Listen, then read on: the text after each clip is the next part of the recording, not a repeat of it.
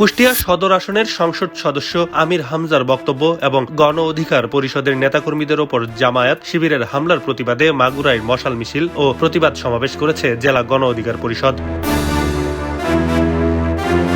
রোববার সন্ধ্যা 7:30টার দিকে শহরের চৌরাঙ্গি মোড় থেকে মশাল মিছিলটি শুরু হয়। বিভিন্ন সড়ক প্রদক্ষিণ শেষে মিছিলটি ভাইনা মোড় গিয়ে শেষ হয়। এ সময় নেতাকর্মীরা বিভিন্ন স্লোগান দিয়ে প্রতিবাদ জানান। পরে ভাইনা মোড়ে অনুষ্ঠিত প্রতিবাদ সমাবেশে বক্তারা আমির হামজার বক্তব্যের তীব্র প্রতিবাদ করেন। একই সঙ্গে গণ অধিকার পরিষদের নেতাকর্মীদের ওপর হামলার ঘটনায় জড়িতদের বিরুদ্ধে দ্রুত ব্যবস্থা নেওয়ার দাবি জানান তারা। সমাবেশে বক্তারা বলেন, আমির হামজা প্রকাশ্যে গণমাধ্যমে ক্ষমা না চাওয়া পর্যন্ত তাকে সারা বাংলায় অবাঞ্ছিত ঘোষণা করা হবে।